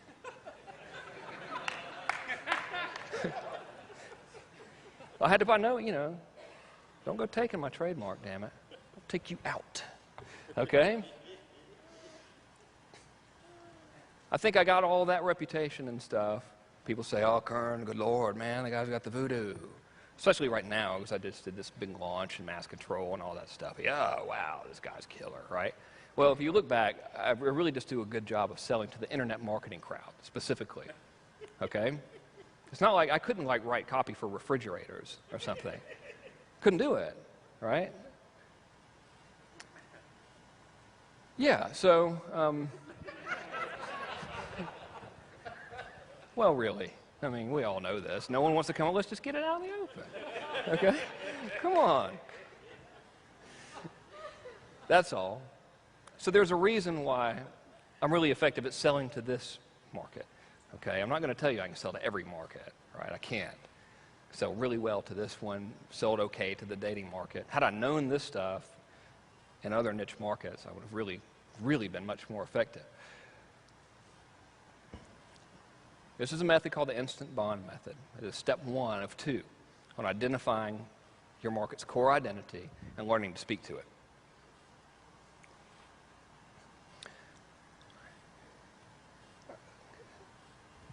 Probably when I say your market, I'm doing everyone a disservice, including myself, because person-to-person selling is most effective. Like if we sit down across the table, or preferably side by side at a table,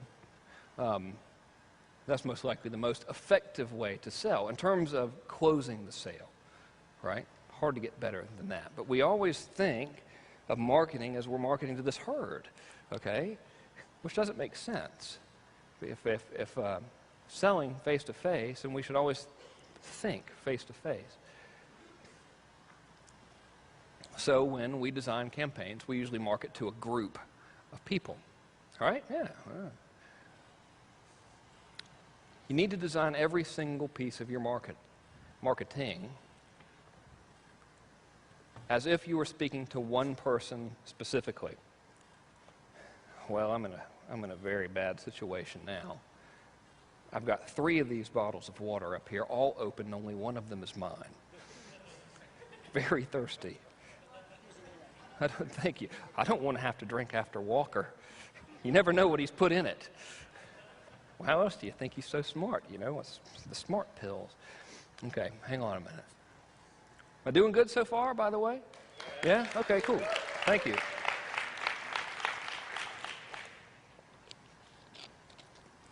I was very apprehensive about trying to convey this. I think if I didn't have the photographic proof, it wouldn't have gone as well. So when you're communicating with one person, I call it the core customer. I call it that because I came up with it on the plane when I made that slide. Call this person anything you want, but this is like the core, this one person. So here's how you create that person. If you could somehow magically manifest one single person who would be the typical embodiment of a classic customer or prospect in your market, what would they be like? Male or female? It's almost like if you were to ask me to pick them out from a crowd, who would you describe, you know? How old are they? Are they married? Some folks who've been around a while might start thinking about list data when we're doing this. And that's not really what I'm getting at. I want you to, instead of thinking about demographics, we want to think about the life of this person. Okay, what a typical day in their life is like who they are, not as a buyer, but as a person. Because we communicate as people. When you get into that I'm selling you the buyer stuff, it's lame. Okay? Do they have kids? Oh. What's their spouse like? The reason I asked that question and the following one, which is what does the spouse think of all this foolishness, is because we make so many decisions based on what we believe the opinions of others will be, and one of the most influential people in a household is the spouse. Except mine, where I'm totally in control all the time. It's all me all the time. Right. What's their relationship with the children like? What would this person be wearing? Would they be wearing, I don't know, a latex helmet, or would it be leather? You know, there's so many forms of headgear now. What do they do for a living? What's their biggest frustration? What's their biggest surface desire? All right? Stuff like that. So I did this exercise, and this was back when I was selling to the internet marketing crowd from the perspective of newer people just looking to make money. Yes. Okay. Don't read that, because I can't fit my description of Bob on the screen. Right, so when I did this, again, this is for the beginner's internet marketing crowd. I did this exercise some time ago. I created my little dude named Bob. All right, so here's Bob. Bob is 45 years old and sells insurance.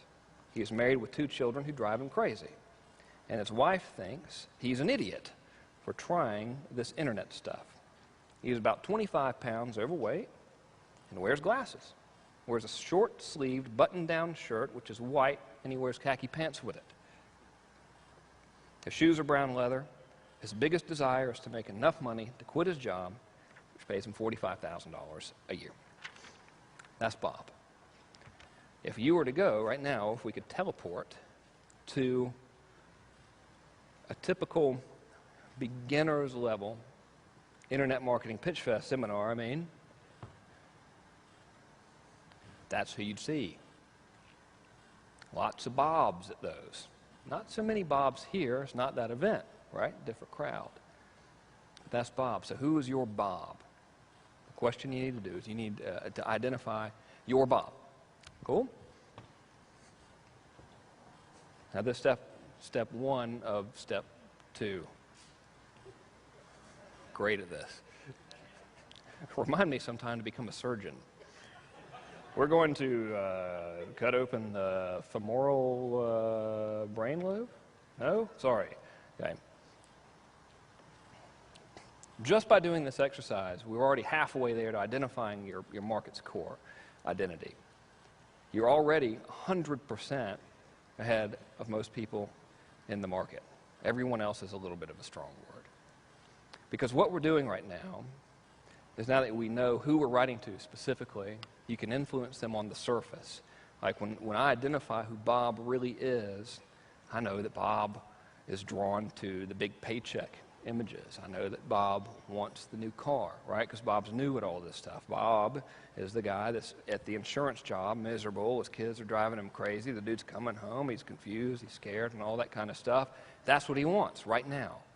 Okay, so when I know that sort of stuff, we can influence them on the surface level. Surface level influence works really good. Almost everything we've ever seen is surface level. Okay?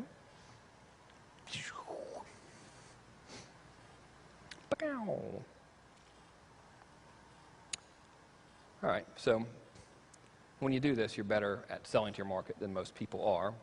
Just the surface level stuff, because most folks sell to their market without really thinking about who their customer is. It's just step 1. If you stop here at step 1, you're still going to come away with a lot. All right? I sold instant internet empires based on step 1. Did $640,000 or so personally in sales on the front end. From that, the back end sales were more. According to the FTC documents, it was $640,000 anyway.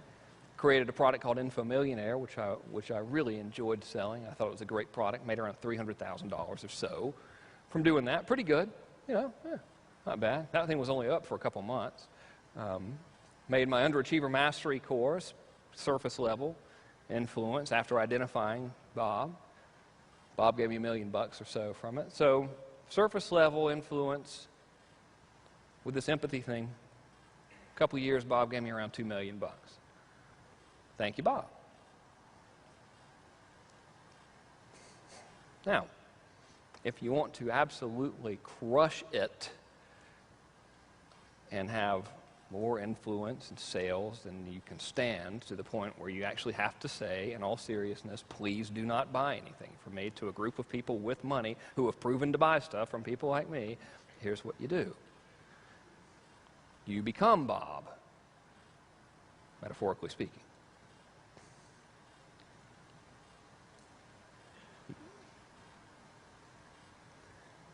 You remember the question that I asked you to ask yourselves about your perfect average day? Well, now that you know who Bob is, it's time to pretend. You need to pretend like you are Bob. This is why I was telling you not to look at Bob like a person on a direct mail list data source. This is why we need to know the mundane things about Bob, what his kids are like, what he wears, what he does for a living. We don't care if Bob has an American Express card with $10,000 on it. We don't care about that marketing data. We want personal data, okay? You step into Bob's shoes and you run the little magic question, effortless transformation 2000 exercise as if you were Bob.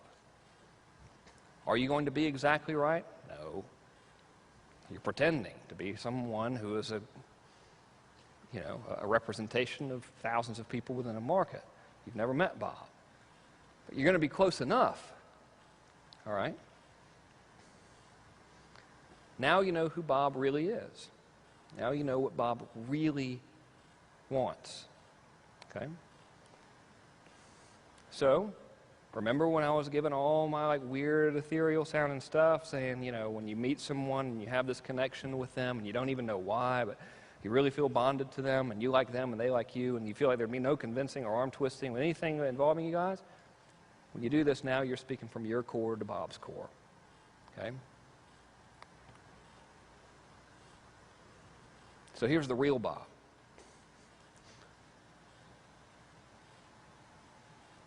I think you should also know that when I came up with who Bob was, I did it years ago, and it was by no means any insult to this ideal person.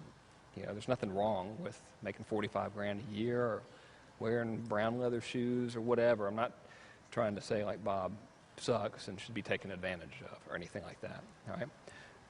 Here's the real Bob. Bing. Notice that behind the back? Pretty good.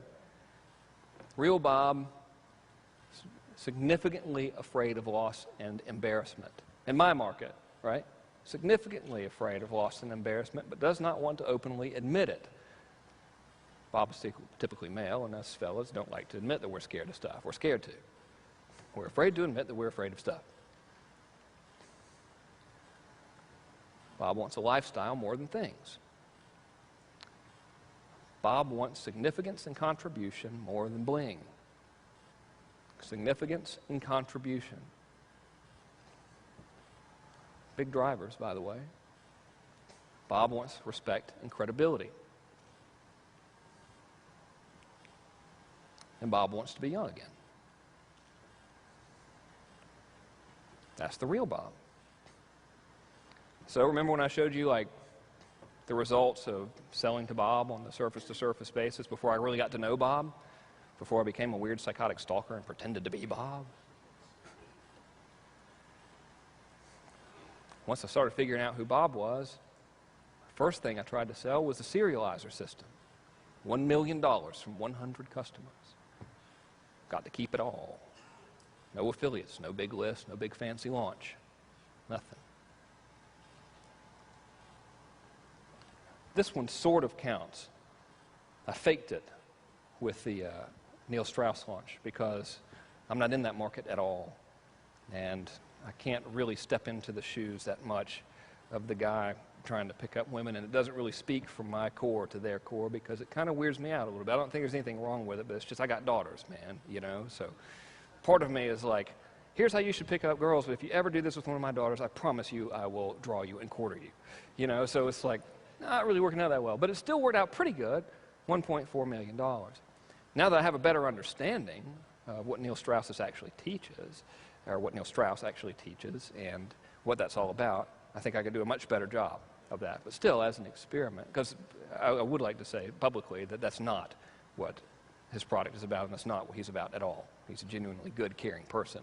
So, $1.4 million ain't so bad, though. First time, incidentally, anyone had ever tried to do a big fancy launch outside of internet marketing, right? So he works in internet marketing. Okay, let's see. All right. Hit the nail on the head with StomperNet. Damn, I didn't even want to do it. $18.3 million. I'm the guy that wrote all that stuff. I'm the one that scripted those videos. I'm the guy that made the markets fall in love with Brad and Andy. It's me. 18.3 million smackers. Pretty good. Pipeline profits, $3.1 million. Mass control, which I just launched a bunch. $400 billion zillion. The refund periods aren't over yet, and I don't want to jinx myself. you know. But a lot worked. It exceeded my expectations, actually, dramatically. It was also the easiest one I've ever done. Strange. So you get this down, remember I said effortless influence, effortless income? It's easy. Experiment began, unknowingly, in September of 2005, which is right around 2.5 years. Remember what I did on the surface level when I just did the empathy thing, and around $2 million. Now it's around $31 million. Works.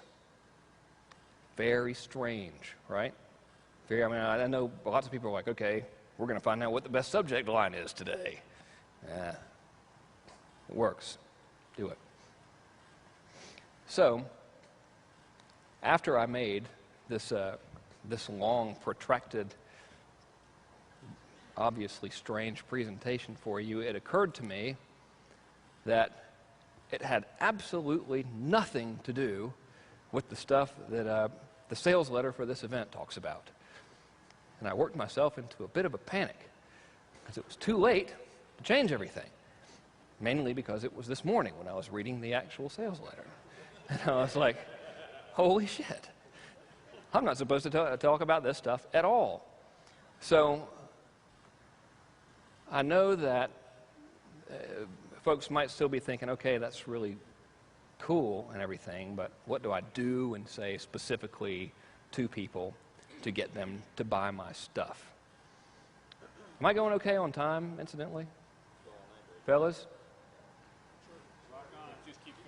Are you saying, am I getting the signals for yes or no? I'm getting the no signal. So I'll speak quickly. Here's the deal. Every piece of marketing that you do, every single thing you do matters. Every single thing you do, say, think, or write to your market matters. Everything. Does every single thing you say to your market matter? Yes or no? Yes. Okay, good. Well, I can say things like this to my children. I'll be like, don't draw on the wall, and it comes out wrong because they still draw. So I want to make sure that it's not me, It always needs to validate their core identity and move them closer to it.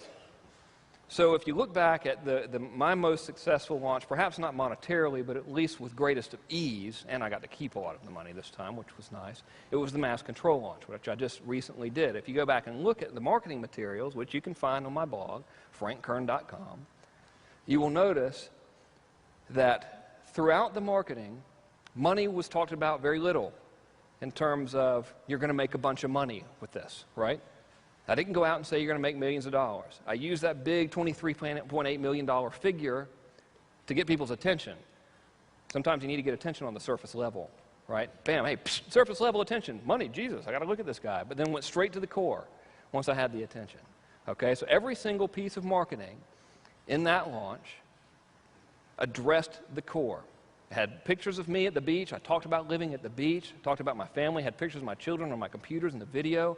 It was all about significance and contribution that the market could make in their marketplace, how they could build a better life, how they could communicate more effectively for good. Not about the money.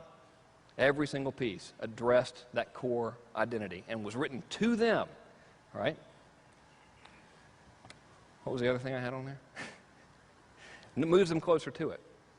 So moves them closer to it with results in advance. So you can't just talk about it and paint the pretty picture. Every single piece of marketing that you give actually has to help people. Imagine. That's just patently ridiculous, but it does. Damn it. It does anyway, right? So if you'll look, every single piece of marketing that I gave out was not clever salesmanship, was not awesome copy or well-produced video or anything. It's just me being a regular dude helping people out. You need to build a list? Here's how you build a list, okay? You want to learn how to communicate effectively and not be obnoxious? Here's some tips you could do, right? Bam, by the way, my stuff's pretty good. Think you might like it. Maybe you could buy it. It was a whole message. Results in advance. You can move someone closer to their goal in your marketing. Every single step that you move them on that timeline to their desired outcome, every time you move them closer by helping them, their desire to buy your stuff increases, as does your credibility. And it goes up exponentially with every single step. Cool? And I think I better wrap it up with the last point before I get shot at by the video dudes back there.